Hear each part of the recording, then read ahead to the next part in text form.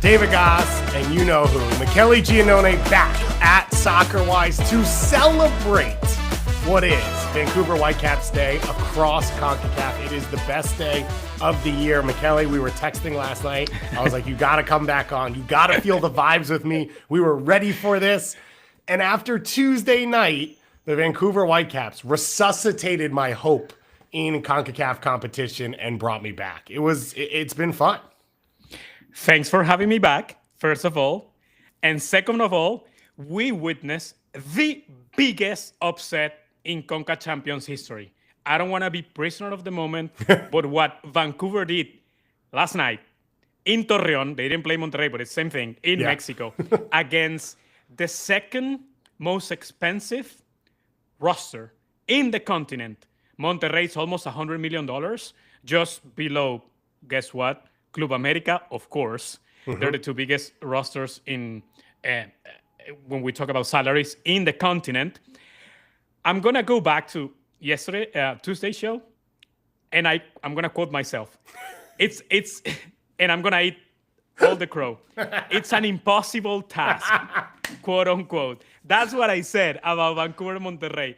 And then, and I'm pretty sure you did the same thing, and a lot of people did the same thing. You put the game on, okay, you have it on the background. Let's see what's going to happen. And then Sergio Canales scores on minute 4. Okay, this is going to get ugly. Mm-hmm. No.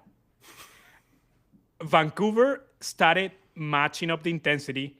They didn't give up after you received that goal against Monterrey in Mexico, and you say, okay, done. Now let's just finish this and get back to MLS. No. They started pressuring. Cubas was awesome. Amazing. On the midfield. Vite was a menace. Ahmed, Ocampo with that banger of a goal. Mm-hmm. But let's go back for a second. No Ryan Gold, no Nelson, Brian White starting from the bench. You get scored on minute 4. I don't know how they did it. They started matching the intensity. They started controlling the ball, controlling the midfield. Again, Cubas he bossed Monterrey midfield. A Monterrey that played all their starters, including Sergio Ramos at center back. I don't know how they did it, but I'm happy. It's awesome when you see this. I don't want to offend anyone, but this is like a legit Cinderella story, because I don't think anyone gave Vancouver a chance, not even maybe their own players. But I'm so happy because he was going to start, CONCACAF Champions. It was starting to look terrible for MLS this year. So now they have this awesome story, and I'm so happy about it. To be clear, I said on this show last Thursday that guaranteed Vancouver would beat Monterrey. So no, you didn't say that. Don't lie. You didn't say that. It's on video. I 100% did. Tom was trying to egg me on. I was like, no, I'm happy to say it. It is 100% true. Whether I was serious or not is another question, and you could go into the tone if you want to.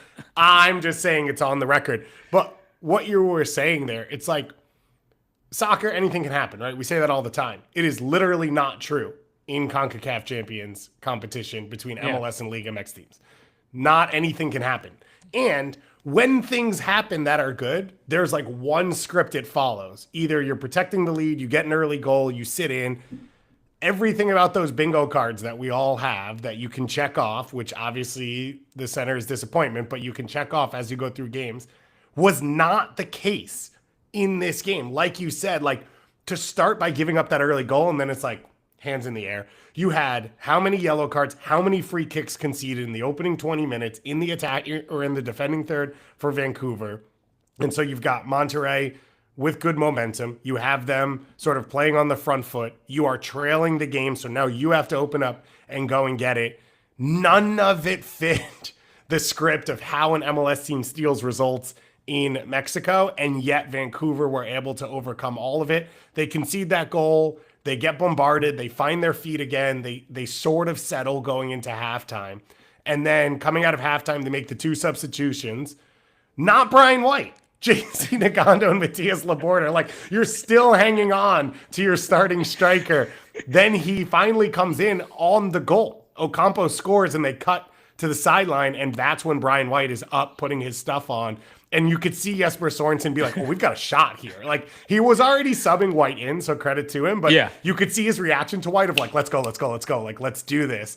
And you named a lot of the people who played fantastic in this one. Ocampo gets the goal, awesome. But the way he's played right now at right back to end the game, right wing back to start the game, like everything Monterrey did was coming down the left wing, and his pressure high and the way he stayed connected to the game forced Monterrey to go long, and that's where they lost their flow. They started to go long. Vancouver's eating up those first balls. Kubas is working in midfield. Sebastian Berhalter's working in midfield. And then Vancouver starts to play higher and higher.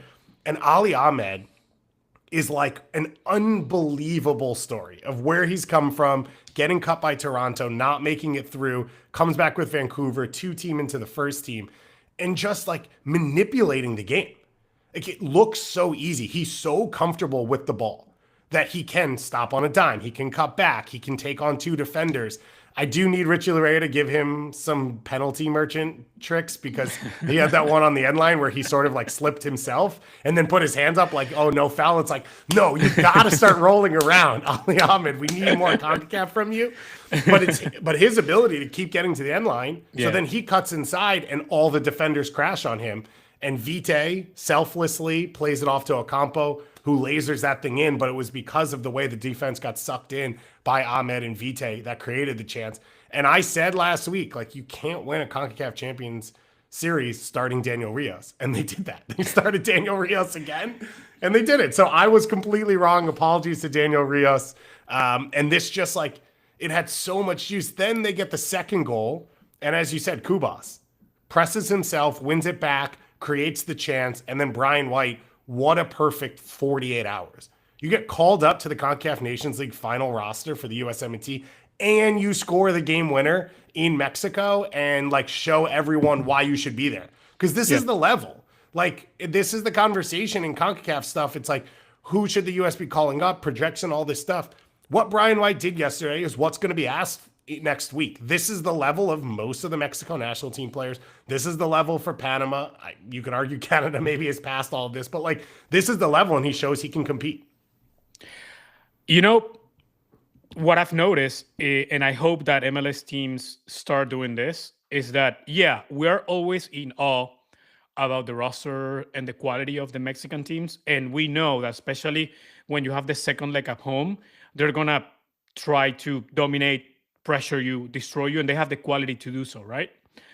But we saw with Columbus last year, we saw with Seattle when they won this trophy when it was called CONCACAF Champions League, that if you have the talent and you have the willingness to say, no, we are gonna be the ones that are gonna boss you at midfield, that are gonna pressure you. We're not gonna sit back because we have the talent. Because Mexican teams, they have so much talent, especially on the last third, that they leave open spaces on their own on your final third to attack and to win second balls at midfield. So if MLS teams like, again, Columbus, Seattle in the past, Vancouver last night, if you are not afraid of trying to do that, these things can happen. Because Mexican teams are going to leave spaces for you to do that, especially when they're playing home, because their mentality is, oh, you're an MLS team, you're a lesser team, we're just going to try to roll you out, let's go. And that NFL play that is all the wide receivers, how do you call that? That just run.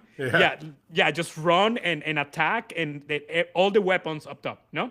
So Vancouver had the personality, and they weren't fearful of doing that. And you can take advantage because, these teams are great, but they're susceptible to receive goals and don't absorb pressure because they're not used to it. Yeah.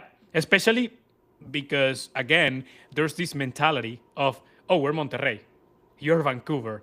It sounds simplistic, but you speak with everyone in Mexico, and nobody today wakes up still thinking, what happened? This is not supposed to happen. Right? But again, if MLS teams can do this, and they can, if you have the talent, and again, the las pelotas to do it, then things like this happens again because they're very susceptible to, especially the bigger teams that are they just want to throttle you and they're gonna throw everything at you and they're gonna leave spaces in the back. And Vancouver have the players to do that because Vite, Ahmed, and especially when you have a guy like Cubas. I feel I don't want to disrespect Vancouver, and I'm apologizing on the forefront. But when you see guys like Ryan Gold and Cubas, because they play in Vancouver, they don't get the credit that they deserve. Like they're both best 11 quality in Major League Soccer. If Cubas would be playing like, I don't know, on LAFC midfield, he will be the talk of town. Right. Every game. And same thing as Gold, right? So I'm happy that Vancouver is doing this. And now they're going to face Pumas Alajuelense on quarterfinal. It's not crazy. It's not crazy to think that they can get to a semifinal now.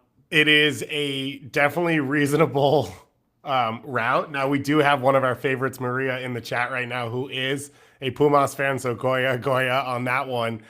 But it is, as you would say, a reasonable route. We did the season previews.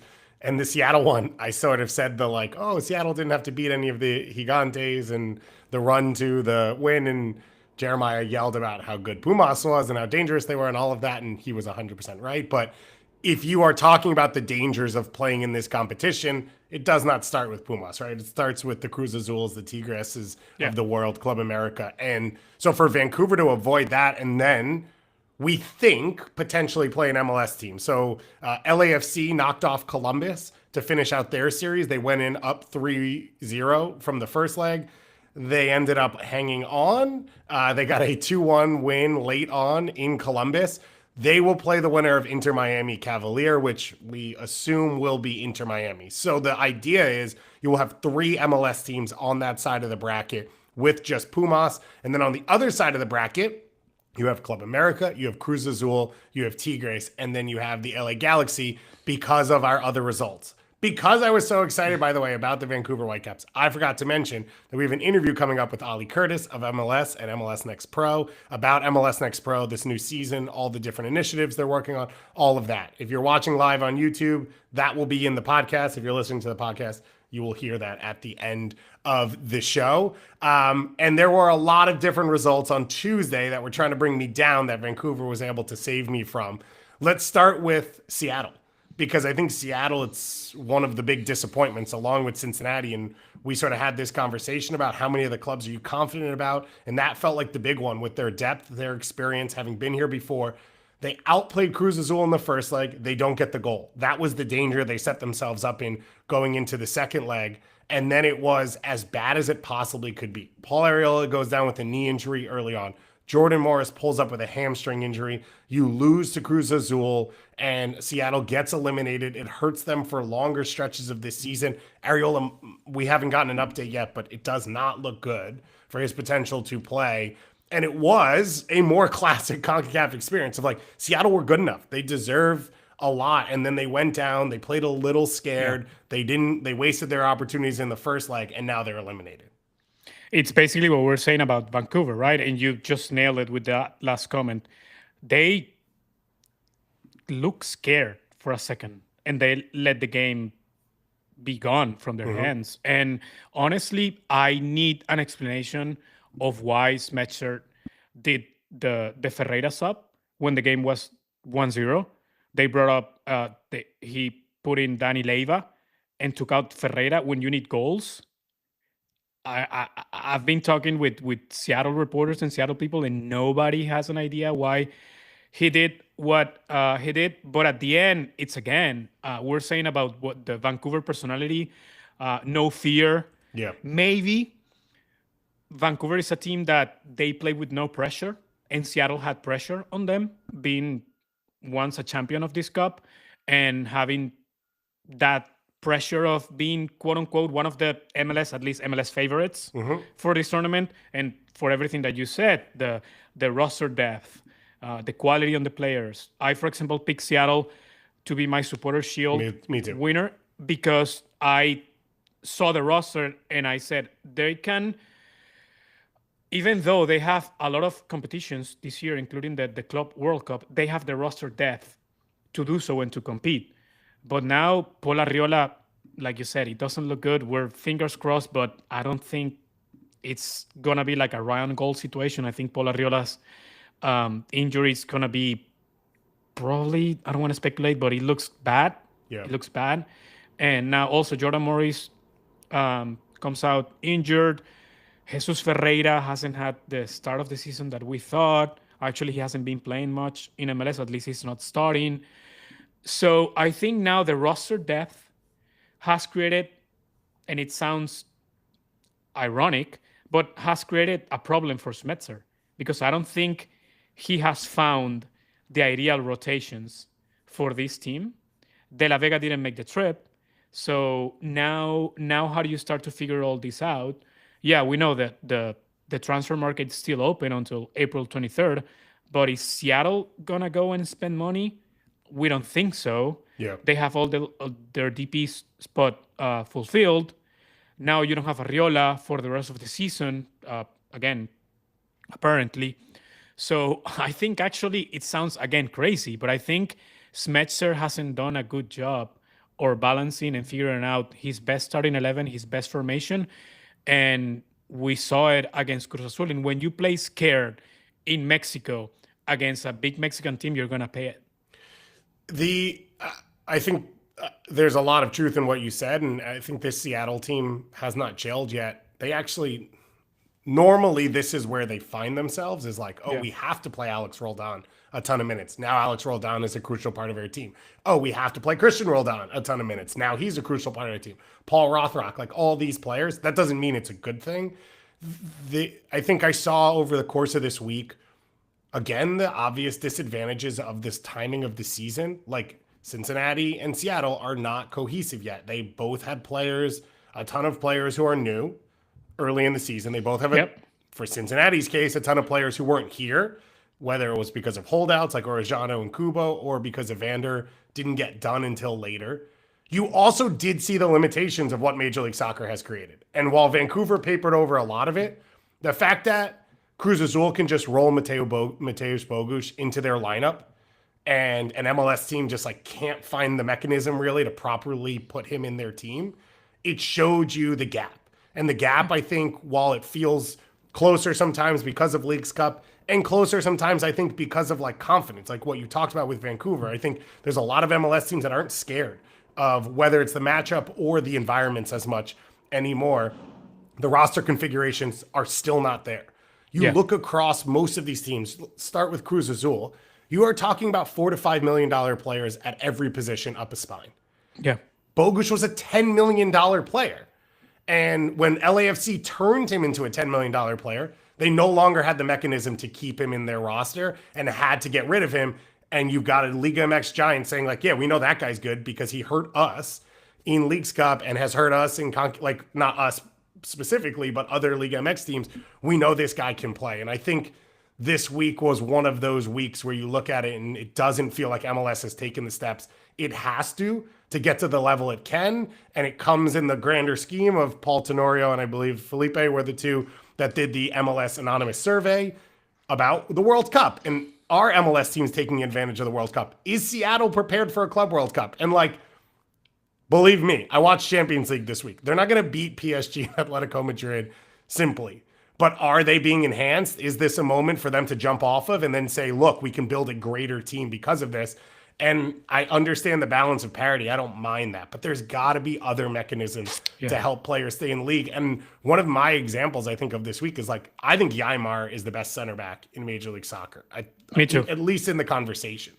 Me too, yeah. Every team on the Liga MX side that's playing in this competition has two Yaimars, right? Yeah. Two in their prime South American borderline internationals or full internationals from Colombia and Paraguay and Uruguay and Argentina and all these countries, or Mexico. And on the MLS side, you just don't have the mechanisms to spend that type of money. And if you do, you can't keep them. Owuzium should be on FC Cincinnati, right? Like there should be roster mechanisms available where they hit that signing, they nailed it, they nailed Miazga, they convinced Miles Robinson to come. And Teenage Hadebi is unfortunately a large reason why they don't go through in this series. Like he got dunked on in the first leg, he struggled in the second leg. And like, that's not a knock on him. That's the reality of the level of this competition. Cincinnati should have had the ability to retain those players and go, whether it's going into a luxury tax or having bird rights or whatever it is, there should be more mechanisms to build great teams. Yeah, and yeah, there's a lot to digest there, but I agree with everything, and it's something that we've been talking. I'm happy that coaches like Steve Cherondolo, Tata Martino last year, like they spoke about it, and fans don't like it sometimes when your team plays and loses this way because they say, well, no, it's just excuses. No, it's true. It's like Joveljic should be at LA Galaxy right now. Right. Chicho Arango at his moment should have stayed at LAFC. But and then again, I go back to Monterrey and America and even Cruz Azul. But America, it's their roster, their salaries. It's over $100 million per season. Monterrey's just shy of 100. I think it's like 98 millions. Bogusz, yeah, he goes, yeah, great. It's a great business move for LAFC. They turn a player from 1 million to 10. But here's the caveat: Bogusz got his salary quadruple. Yeah, Quadruple from what he was making at LAFC to Cruz Azul. Giacomakis from Atlanta to Cruz Azul, he got his salary double or triple. Chicho Arango from LAFC to Pachuca. It's not just having the means of buying players, because teams can buy, like Inter Miami or Atlanta United, and they've done it. They can go to Europe or Columbus, whatever, and spend 22 millions for Latelaf. What fans need to understand is roster construction. It's like, oh my God, how did Leon destroy LAFC on the previous, for example, taking that final of the CONCACAF Champions? Yeah, because LAFC has the 3 DPs that make a lot of money, then maybe 2-3 players of TAN money, and then the rest, with all due respect, it's filler. And then Leon, like you said, they have 20 players that are making $2 million, and they have per position. And Club America, if they need a right back, they go to Pachuca and they buy Kevin Alvarez for $10 million. Yeah, which is great, which is absurd. And now they're coming to MLS, and at least. That's what I love, and I know you like it, and a lot of people have praised the cash for player trades. That's how Joveljic stayed in MLS. But the major point is that, yeah, we're thankful that Joveljic stayed on MLS. He should have stayed at Galaxy. Right. That's the point that people are missing still.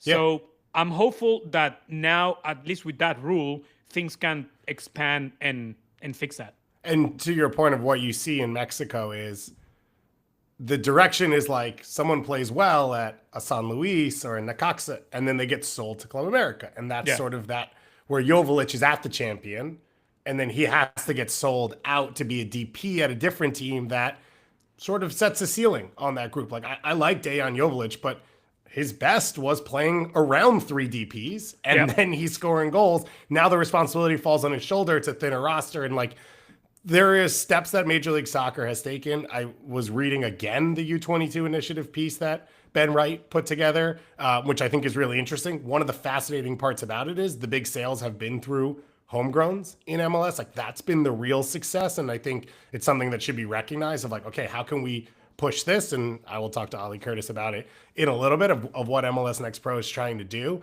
But there is still, it feels like every time MLS bumps up against this, okay, we're this close to Liga MX. What's next? Liga MX and the clubs in Liga MX conservatively take a jump, and the MLS teams say, or MLS says, well, if we keep on this steady path, we'll get there. Well, it's not a sitting target. Like, other clubs around the world are going to continue to move.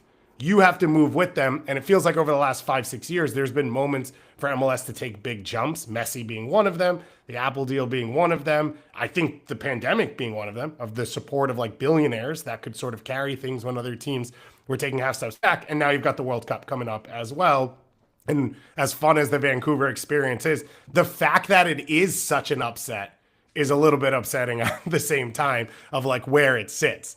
Now let's dig into the bracket now that I've gotten all that off my chest. So LAFC hangs on against Columbus. I think a little bit of the goodwill from the first leg of like, you got over your demons and all of that maybe went away. We had someone in our Discord who said they lived 10 minutes from the stadium, and they were like, I'm watching college basketball tonight. If Columbus scores early, maybe I'll jump over. Then they scored early. Then they scored again to make it 2-0. Did not have enough to get over the line. Still struggling somewhat to replace Cucho. Like, I think a year ago, if they were down 3-0, I think a lot of people would have taken Columbus because Cucho was so special on top of everything Nansei's built. And you see what Nansei's built, that it was still very close, but couldn't get over the line. LAFC able to see it out in the end. Buanga gets the late goal. And I think we're about to get an LAFC Inter Miami matchup, which is fascinating. We have not seen it since 2023. LAFC feels built perfectly to take advantage of Miami's holes. But that game in 2023, LAFC got blown off the field in LA. And so now we're going to learn to see, I think, has LAFC perfected what they want to be? And that was what felt like the whole offseason was getting those transition players, getting players that can cover ground, that are quick, that can get out on the run and be Steve Cherundolo's style of player. And all of that would be the formula for beating an Inter Miami team that is gappy in transition and loses the ball, and they have mental lapses and all of that. And now I think we're going to get to see two of the best at what they do go up against each other. This bracket showed exactly what people like, I'm pretty sure you have this issue too, or at least this criticism, why people still dislike how this LAFC team plays. On the first leg, you saw what they're capable of. Yeah. And then on the second leg, they reverted to their, okay, we're going to sit low. We're just going to play in transition, which is fine because Which they kind of did in the first leg. They just do it from a higher line with a little more bravery. But then you have the 3-0 caveat on your favor, and they do it multiplied by 1,000, right? Yeah. And then you are against the wall, 2-0 immediately. Hugo Lloris was awesome. Yeah. The save on top of the line, it's on diving one hand. It was one of the best saves you probably ever see. But with LAFC, that's the issue. No, you're like, you can be so much better than this. But again, that's the way they play. That's the way they've been successful. That's the way every year they get to a final, even if it's a CONCACAF Champions or US Open Cup. They're always in the playoffs. They're winning the Western Conference. Them getting to MLS Cup. They won MLS Cup. So how do you criticize that? But again, now with the roster was short, which I will give that. Now with Cengiz Under, we saw her first minutes, he assets Buanga for the goal that eliminates Columbus. Very much seems to understand how the team works. Like he was immediately picked his head up and was like, where's Buanga making the run? And it's a player that fits that specific Cherundolo ball play. Yeah. Like you're fast, you're kind of small, you can run, you can blue by people 1v1. He's still young. He's 27. Yeah. And he feels older because he's been on our life. He went to Roma very young, and he did great. He has a great shot from out of the box. He's a starter. I don't know if he started, but he's always been one of the big pieces of the Turkish national team. So he's a legit player, right? And he's on a loan until the summer. So he's hungry to show that he can do well, and then maybe pick up his option, right? So I think LAFC is gonna get better by default because now you have better players and more players that fit what Cherundolo wants. But still, you always have that taste in your mouth that you can be so much better than this. And maybe Miami, it's like you said, it's a great matchup because Miami is gonna give them a lot of spaces, right? Because Miami's going to play. Yep. They're going to want the ball. And LAFC, you get the ball. Right. We don't give an F. We're just going to kill you in transition. So I think that's honestly, it's going to be an awesome, awesome matchup. Yeah, I'm super excited for this one. The fact that we didn't see it last year is bizarre. Of course, that's like the weird roster stuff. And so to get it in a knockout competition in this way, I think is just really, really fun. And I can't pick one way or the other. Like my guess would be, I actually think LAFC's form right now, I think they have a really good shot. But it's hard to pick against Inter Miami in big games and big moments. This is all in saying that we think they win in Kingston tonight, which is not a guarantee because, as we learned from last night, you never know what's going to happen. So that is Messi's traveling, by the way. Yeah, Messi's traveling. He's by the like way. super into it. It's like this whole experience everyone's going through. This is my Roman Empire, by the way. Is like when David Beckham had to go on CONCACAF Champions League games. I still remember Torsten Frings playing Real Esteli in Nicaragua and being like, "This is the craziest thing that has happened in the world." And so Messi now being a part of that is huge. So this is one half of the bracket, as we mentioned. So it'll be LAFC Miami if that's the case, Vancouver, and then Pumas or Alajuelense. Pumas leading 2-0 in that leg. On the other side, yes. No, that this reminds me of like the most CONCACAF thing that ever happened to me with the USMNT when we played Cuba at Cayman Islands.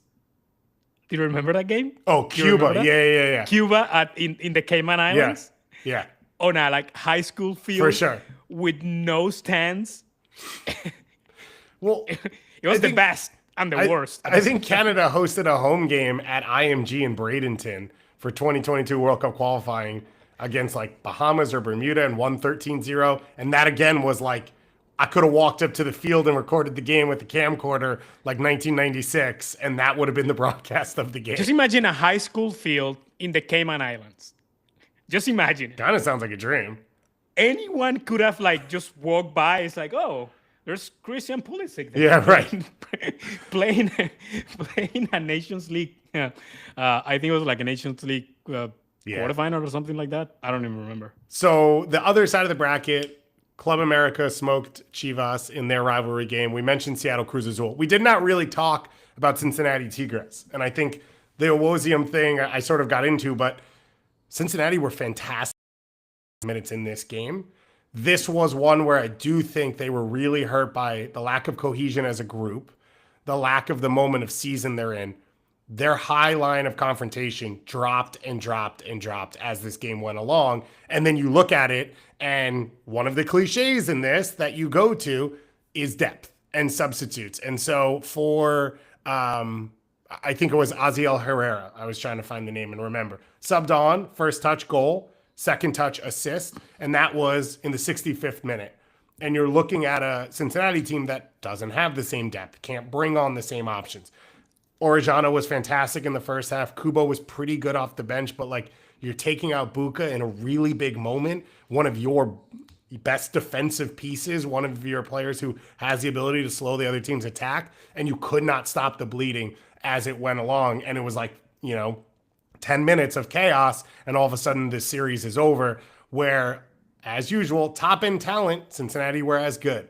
High-level moments, the way they want to play, all of it was there. They just didn't have the depth of the energy to keep up. And it's really unfortunate because I think in September, they will be a team that could get there against the Tigres. Coming back to the Liga MX market and the depth and the roster and the salaries, I'm pretty sure that 99% of people listening to this, they don't know who Ozil Herrera is. And Ozil Herrera is a fringe, kind of not lately, Mexican national team player, especially on the youth teams. But Tigres had one good season with Atlas, and then Tigres went to Atlas and paid like $15 million for him. Yeah. And it's like pocket change for Tigres. That's the problem that we're facing with MLS and Liga MX. And it's gonna, we sound like a broken record, and it sounds like excuses, but like you said, Tigres, okay, it's like, imagine Cincinnati if they have an Evander to sub Evander with. Right. They have another Orellano on the bench to sub Orellano with. That's what Tigre has. And they have 2 or 3 players per position. But, again, now I'm going to be critical of Cincinnati. I think that they sat too low too early. And going back to what I said about Seattle and Vancouver, you are 1-0 up. Just keep the pressure on. I know you don't have the men, but you have the talent. Evander, Orellano, you have the talent to hurt a Tigres team that now is chasing the game and is leaving spaces in the back. Yeah. But you decided to just park the bus and don't use the talent and have the pelotas to go and find the second one before it was too late. They black out for 10 minutes. The Avalanche came in, 3 goals, bye. Yeah. I mean, but the other thing is when Elvis Powell is your first sub off the bench, like to have the energy and the desire to do it. Now, I think for Cincinnati, you look at it and you say, could you have been up 2-0? And like, could you have taken advantage of another opportunity? And then that gives you the opening to try and get through it. But Tigres is a monster to try and deal with. And Cincinnati not able to get over the line. And I think me and Tom did this last week. Like, we both figured between these two teams, one would get through. And I think you saw why in the competition. But then the fact that neither gets through sort of brings you back to reality of like, this is where it sits. We've got some questions about Denke in the chat. I think the questions are out there. I am still impressed by him. I think the way he moves, I think the way he strikes the ball, I think his willingness to cover some ground and go and find the game. But he's played with Orejano for like a week. Like that's what you're still waiting to see at its highest level. So I wouldn't give up on it at all. They definitely overpaid because they paid to get him in at the time they paid to get him in. But that doesn't make him bad, or that doesn't mean that it's not going to be worth it in the end. The final one to talk about is the LA Galaxy, who found the goal finally for the first time. Julian Aude with the opener. And I thought he was fantastic in this game. He did a lot of what Mickey Yamane does, and Yamane right now out with injury, and so Harbor Miller getting the starts at right back. Yamane often will pinch in and become another center mid to change shape, to help them possess the ball, to allow center mids to push a little bit higher, but then also has to understand when to go outside. And so I thought you saw the balance in that first half. Aude comes inside on the goal. He had come inside a few other times, but Diego Fagundes also likes to come inside sometimes. And Aude recognized the moments, and he was able to give them the width to make Diego Fagundes dangerous. So I thought there was a lot to like for this Galaxy team besides just the results. And they're going to have to rely on some of these young pieces. So you need to get the Isaiah Parentes of the world some experience. And I think to do it in this setting and to have it be positive is really, really strong for this Galaxy team. Can they compete with Tigres? I have no idea. I think I said to you before we got on, this feels like a potential bloodbath, the way the season has gone so far. But your one thing for the Galaxy is it's a little further down the road. Can you get a little healthier? Can you get a little more cohesive? Christian Ramirez gets a goal off the bench. Like, can you get everyone sort of hitting and then stick to your guns when you go and play them? And it's a victory that also serves for morale.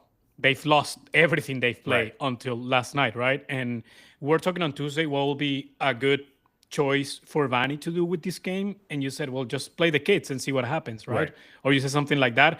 And then, again, Miller, they had a good game, at least on the first half on his debut at MLS last Sunday.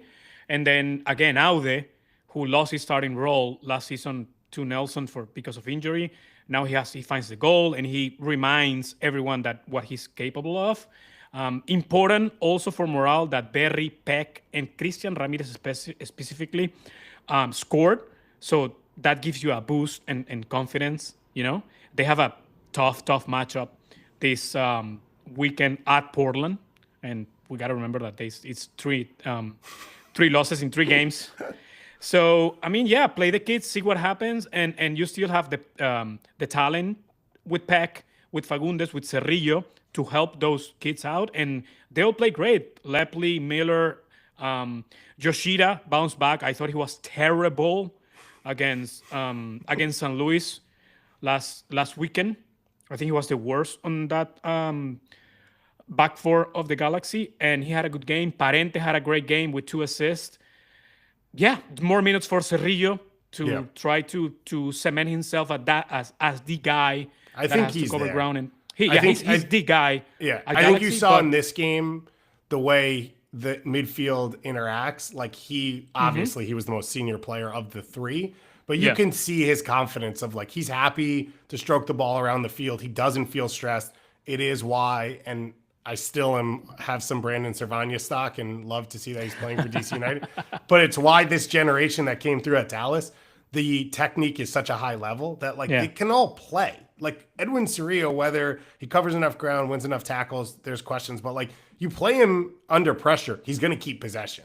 And I think that's the starting point. And now he's gotten comfortable enough with the game. And I think you saw a really good performance from him here of like understanding as the senior member now of that group with no Mark Delgado available, no Brugman, and it won't be the case that he sort of understands how to run that whole part of the field. And that's huge for the Galaxy because they will need it. We got those GAM numbers, right? The Galaxy have no GAM, and Doyle talked about changing goalkeeper to maybe try and generate some GAM. The quickest way to do it is cash first. And so they did it with Dayon. I wonder like what it would be already to just call and be like, we'll take Harbor Miller. Like, I understand that's not the point of all of this, but if you're another club, you're like, you know, he can play in MLS. You know, he's got a high future. He's a really dangerous attacking fullback, and the Galaxy are desperate.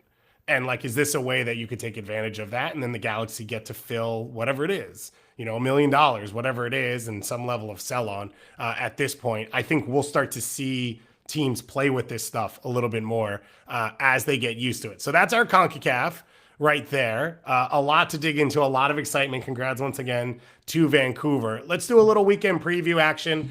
We've got a Canadian national team roster, and of course, Ali Curtis coming up on the podcast. We sort of dug through some must-win games, or must-watch games, sorry, for fans this weekend. We put down a couple that we're both super excited about and to talk about, and let's go through them. So I think I started with San Diego Columbus. Like, I cannot wait to see what does Mikey Varas' San Diego team look like against Wilfred Nancy. You know what you're going to get from Nancy. Does San Diego open up and match them? One of the big notes is Patty McNair went off hurt against RSL.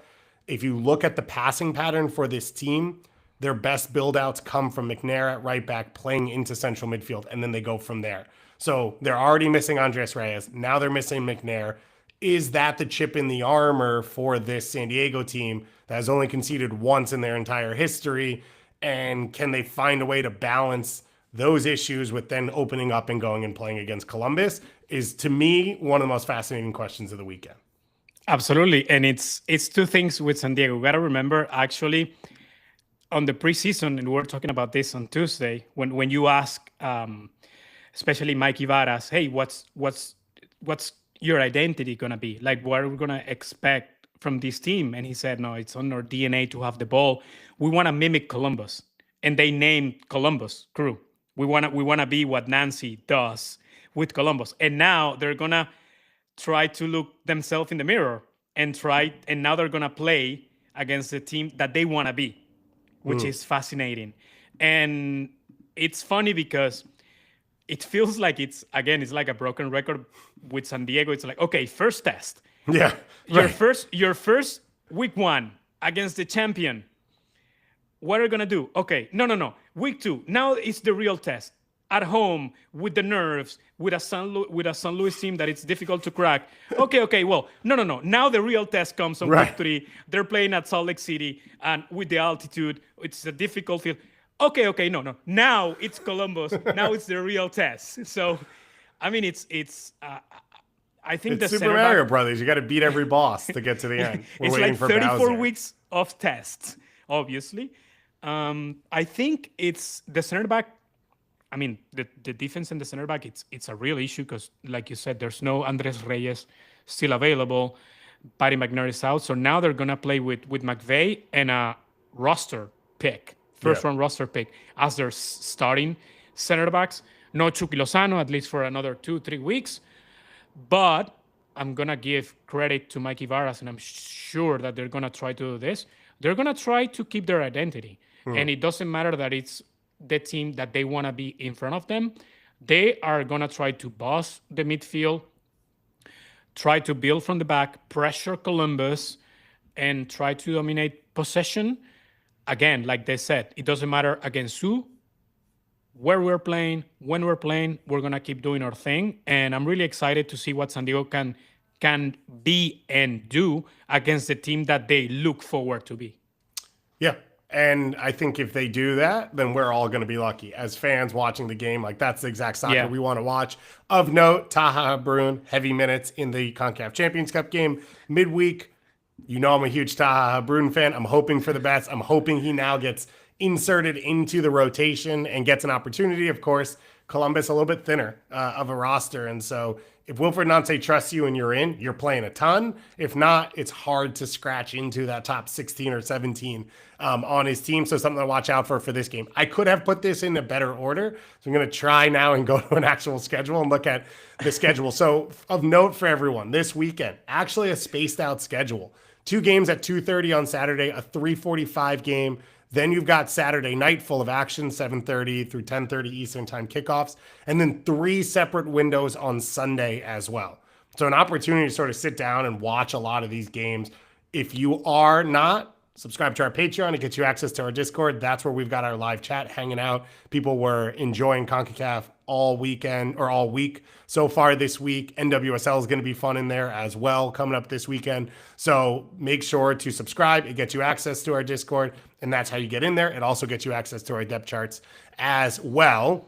I did have that opening game on Saturday on the list. Red Bulls against Orlando. I think these are 2 of the teams. Orlando, a little shaky, but I think you see a lot of the positives of what they've tried to build. Pasalic has fit in perfectly already. And the Red Bulls, they get the unfortunate news that Lewis Morgan is undergoing surgery. He'll be out for 6 weeks, which is massive for this team. But they are deeper this year. I think they are more dangerous. I think they are more prepared to cover an injury like this, with Julian Hall being fully inserted into the group, with Choupo-Moting being available for them and being a more dynamic, versatile player who can push the front line, drop off, create a little bit, and of course having Forsberg in there as well. So I'm excited to watch this one because I think these are 2 of the teams we're going to be talking about for a home playoff game when we get all the way towards the end of the season.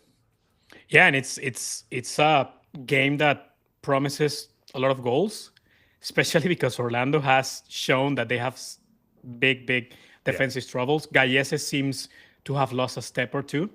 So it's Gallese just does this for 3 games every 5 months. I've talked with people in Orlando, and I think this time it's a little bit different. Okay. They're not as confident with that it's going to bounce back. That he's going to bounce back as he normally does. Hopefully they are wrong, because I think Gallese can still be above average keeper on MLS. I mean, he's been for the last few years one of the best. Yep. And when he's on, he's a match winner. Yeah, absolutely. But Orlando, like you said, I love Ojeda. I think that's a fantastic number 10 that he can also play on the wing. But I love that he's like now playing as a number 10. Pasalic has been fantastic, a great left foot. At the end with Orlando, it's funny because everything that I hear, that I talk with people in Orlando, is that during the week in training, like Muriel, it's incredible. Like he's like amazing. Yeah. He's like, if you see him training and during the week, it's like, okay, this guy is going to score 25 goals as our number 9. But then the weekend comes, he sometimes plays, he doesn't play. He hasn't shown to be as much as a professional as should be, especially when you got here. He got a little bit weight on him, to put it lightly. Kindly. But I do think that Orlando has a real issue with the center back pairing. I think Oscar Pareja, Papi Pareja, and has made it clear with the choices that he has made. So I think this is a susceptible team with a Red Bull squad that when Forsberg is on, he's a game changer. And I'm not, like, again, saying something that nobody knows. It's something obvious, but we've talked about, like, how important it's when a player like Forsberg can make or break your season. It's like we were saying with New York City right now with Maxi Morales. It's like it's Maxi Morales or boss, right? And I don't think that's the case for Red Bulls, but it makes a big difference when Forsberg is healthy on, and now you have a partner up top like Choupo-Moting that seems like he can do very well in this league. I still don't like the fact that he's a DP, but if he keeps scoring goals, yeah, it's a good thing for them. Robin Janssen back for Orlando, which is a huge help. And I think you saw in the NYCFC game, even though they lost, they were not the same structural breakdowns on the goals as what you had seen against, obviously, Philly, which was a train wreck, and then the goals they conceded against TFC as well. So I think this is going to be a really fun one to watch. Then Saturday night gets started with Charlotte against FC Cincinnati. The question, can Charlotte bounce back from the loss to Miami, up the player for over a half? And for Cincinnati, they struggled against Philadelphia. knowing coming off CONCACAF Champions Cup. Like, I think their depth will be questioned, but they know this is probably a big game in the Eastern Conference. So this is one to watch to sort of see what you get. And again, from this week, as you say, not saying anything new, Luca Orejano is must watch. Like, if he's on the field, he's must watch. Evander's in that category as well. And so if they're going to get starts, like, you have to put these games on. Yeah, and now Zaha also is a must watch, right? And we talk about Zaha and Charlotte on Tuesday and what we thought they did wrong last weekend on MLS, especially like how Zaha got double teamed sometimes and he didn't know how to get off the pressure and he didn't know how to assist or get in touch or linked with like Pep Biel or make a better service to Acumen. Like Charlotte needs to service Acumen. We already know the presence that he has in the box, but he needs service, right? And I think that Zaha showed a little bit of his weak. I mean, he's a fantastic player. He's gonna be a player that is gonna make the difference. He already made the difference, and on first game that he played in week 2 with the goal and the assist. But he's a winger, right? And they show that if you can double team him, triple team him, and he doesn't know how to get off the pressure or use that, or the team to use that spaces that double team or triple team is going to go against Zaha, and if the whole Charlotte game is going to go through Zaha, they're going to be easy to like, you know, to, how do you say it in English? I'm losing my I need help here. They're easy to predict. So they're easy to predict, defend. yes. Yeah. Easy to predict. So I think we saw a Charlotte team that if they play that way, they're easy to predict. But if they can get Pep Biel more involved and Zaha to be more in sync and link before he gets that double or triple team, and again, service Acumen in the box, I think this team can be really good. We didn't talk about it as much, but they did bring in a left back this week. So they brought in Suleiman Doumbia, a left back on loan for the season from Standard Liège, originally out of the PSG Academy. I think that is a little bit of a sign that they are looking for other spacing options as well. Yeah. Tim Ream is not going to make the overlapping run, which doesn't change the defense and how they have to react to Zaha. And I do think we talked about it a little bit on Tuesday. I do think there's some conversation there of like, how can they change things up a bit? The other thing to note is that next week, there's full MLS games during CONCACAF Nations League. So Patrick Agyemang won't be available. He has started every game at center forward. I don't know if Idan Toklamadi gets the start at center forward. I don't know if maybe they slide Zaha or Abada into that space and bring Kerwin Vargas on the field. Like, it is going to be, we'll talk about it next week. It's going to be a weird weekend of MLS with national team stuff and all of that.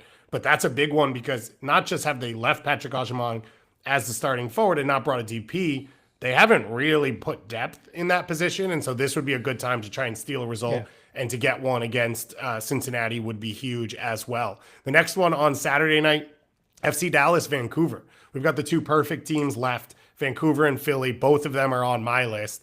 I think for Vancouver, it's like, how do you come off this game? How do you now ride this momentum? I wanted to put out the meme of Legally Blonde where for Jesper Sorensen and be like, CONCACAF, is it hard? Like, I've just I beat Saprissa in the first round, which is not an easy tie, then went undefeated in MLS, then knocked off a giant in Monterrey. And if they can go to Dallas and get a result in this one, it is going to be huge for this team. So to see them continue. And then Dallas, they're must watch because they're either going to give up goals or score goals. 3-3 against Colorado, 3-1 loss with the 8-minute span against Chicago in the second game. Like, Dallas is must watch right now.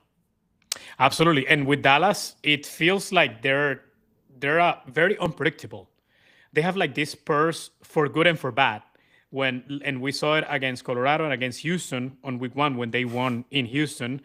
Like for 5 minutes, you get that Lucho Acosta spark, and then Peter Musa. He's so big, but he's so. For me, Peter Musa is like Jokic. He's a big man that can assist. Yeah. Like the pass of the assist of Musa to Lucho Acosta on one of the goals against Colorado was something that just Lucho is the one that should have been doing those things to Musa. So but again, they're not consistent.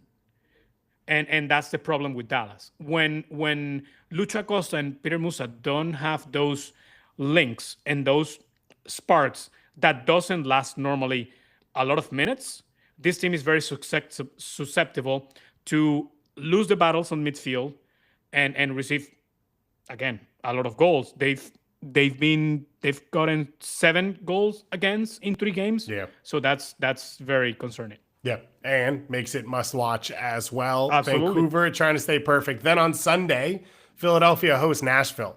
They try and remain perfect as well. I like this Nashville team. I've enjoyed watching them so far. It is not as dangerous as I'd like it to be, but I think they are a very cohesive unit. I think Tagseth is the type of player I like. Quick, clean in possession, sort of keeps the game moving, keeps it connected. Kwasam looked really good on the weekend. And my hope is at some point, all of this opens up Hani Mukhtar to be his best self. We haven't seen it like a year and a half at this point. I don't think it's gone. And I just think at some point you're hoping teams get a little more scared of the other pieces. And that's what opens it up for them. But they're going to have to go in and try and slow down this Philadelphia team. And I don't know if that means you sit in and try and force Philadelphia to have the ball. That goes against the identity BJ Callahan is trying to build. And it goes back to the San Diego thing of like, you've set out this goal. When are you going to step away from it? When are you going to be realistic about these moments? This is one of those big games to ask that question of like, what are you willing to do? They were behind too early against Red Bull to really have that because then they had to go and get the game and Red Bull sat in a little bit more. But now against Philadelphia from the start, you sort of get to set the tone. I'm curious to see what BJ Callahan does. Good thing for BJ is like you said, we haven't seen the best of Hani and Sam Surridge. So that's a good thing. You got your first 2 goals. You got the PKs that they missed, which is not good. Yeah. But we know what they're capable of, right? And I don't think we are ever gonna see what that MVP campaign that we saw from Hani 2 years ago. But he's still a difference maker, right? It's interesting and this is a sign of a good head coach, or at least a head coach that is willing to try to get from the squad that he was given the best. Like we already know, BJ Callahan is from the Greg Berhalter tree, right? And that 4-3-3, that tactical system that they're in love with. And when he came to Nashville, he said, I cannot play a 4-3-3 here, right? Right. So he switched it up to a 4-4-2, and it's starting to gel. But yet, you haven't got still the contribution from Surridge and Mukhtar. I think they need another piece of midfield that can relieve that pressure from Mukhtar to having to drop all the time. And I mean, we can go back. I think the number is crazy. Since Nashville started as an MLS team, we got to remember that Mukhtar was their first DP. He's been there the whole time. It's an absurd number, like 65% of the goals that Nashville has scored on every competition has been a contribution from Mukhtar, which is insane. So they're like, it's Mukhtar plus 10, Hani dependent. So I think they need another piece on midfield, where I really like tactically what BJ's done. And they're showing that they can be at least a bubble team to make the play-in or even the playoffs on the Eastern Conference. An Eastern Conference that is really hard, or it looks tougher than the West this year. Yeah. And a Philadelphia team that I didn't really have in that calculation, and now they're leading, and it feels like they've nailed their next set of signings, and everything's going right in the right direction. They're playing young pieces as well, right? Westfield giving them big performances. Quinn Sullivan's been awesome so far to start the year. They're really fun to watch. There's a ton of energy around the way they play, and I think this is going to be a really good matchup as well. And then closing out the weekend, Sunday Night Soccer, you will be there. Atlanta against Miami. Some big questions for this Atlanta team. They haven't scored in 2 straight games. Emmanuel Latte-Loth, as we talked about on Tuesday, in concussion protocol. I haven't seen an update looking around. Didn't see any reports at all either way. I don't think that bodes super well. And then Jamal Thier was injured and was unavailable last week for this team. So center forward could be a huge question mark for them against the Miami team, where I assume Rocos Rios Nova will be in goal because Ustari picked up the red cards and will be suspended for this game. Drake Callender still coming back from injury, and so it feels like... Is he? He is not the starter right now. He did not come off the bench in the last Can we talk game. about that? Can we Sure. talk about that, please? Go for it. What in the world is happening with calendar? And I can tell you what I know. Okay. Which is it's going back for weeks already. And yeah, I think Rocco Rios is gonna start. I don't think there's any doubt about it. Is Calendar gonna be on the bench? Because he was on the bench in Houston. Yeah. And then he wasn't on the bench this last week. So what I know, and I can tell this, is what sources tell me, is that Mascherano told Calendar, Ustari is my keeper. Even when you come back, Ustari is my goalkeeper. Obviously, Calendar is not happy about it, right? Because he said, well, I mean, even Calendar is one of the captains of the team, or at least he was on the field last year after Messi and I think Busquets, Alba, whatever. He's one of the captains of the group.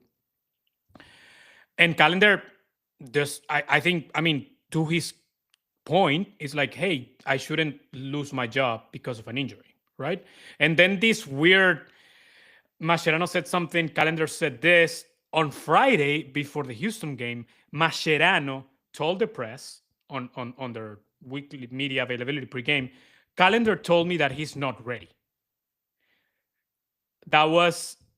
I was told by people that wasn't exactly 100% truth. And on Sunday, Calendar was ready on the bench against Houston. And then he's not on the bench last week. So I think the injury thing has been kind of an excuse to find a solution. I will be shocked if Calendar stays in Miami for the rest of the season. I think they're trying to find a solution. He wants to start, but Mascherano wants Ustari to be his number one, and Calendar is not happy about that. But I don't know what they're going to do. I mean, who's going to be on the bench this weekend? I don't know. Yeah. So I have the same feeling, and from people I've talked to as well, about shopping him around and seeing what they can get. Because the other thing is, Ustari is part of this. Like, yeah, I'll go play with Messi. And Drake Calendar's had some really good years. You're talking about goalkeeper of the year finalist. He is on the national team. He's on the Nations League 60 man for the U.S. And he was in January camp. And he was in January camp, yeah. Yep. And yet is not getting appearances for his own team. The issue right now is there are not a lot of MLS teams that need starting goalkeepers, which has not always been the case. There are a few. I think Sporting Kansas City is in that conversation. I think Houston should be knocking down the door.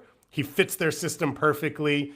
You don't have to use the international roster spot because he's domestic. As we know, they sold one permanently and are always chasing that. Like, he makes a ton of sense there.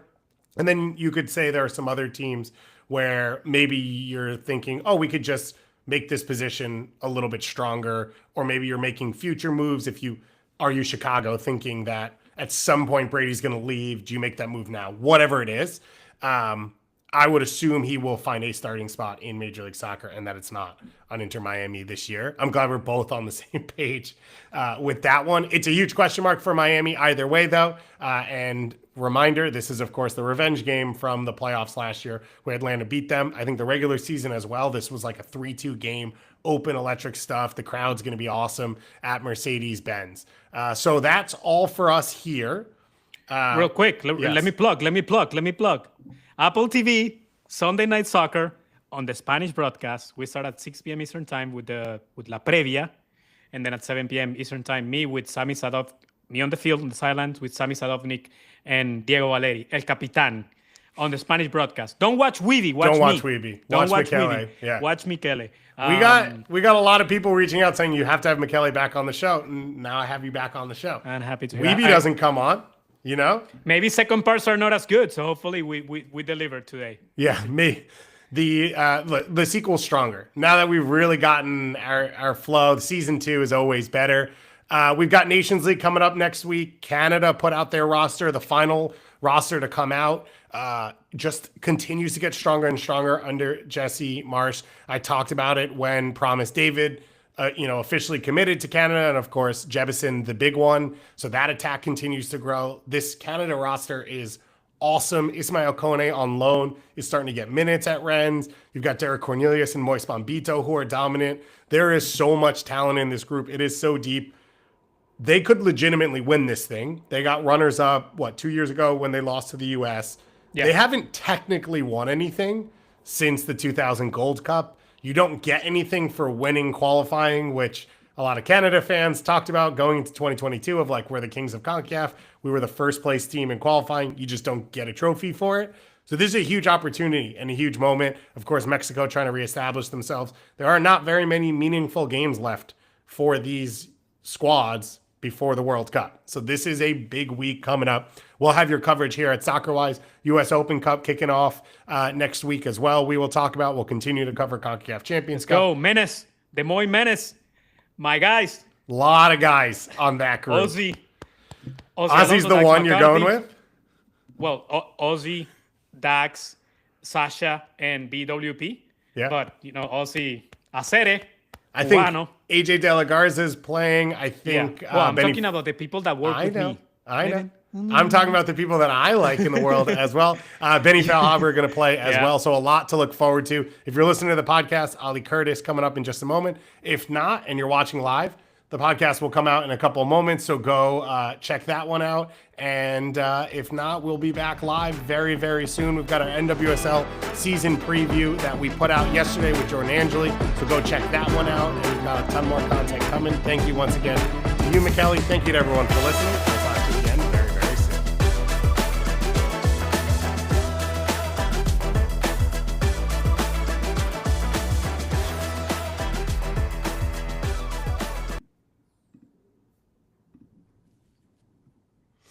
I love the last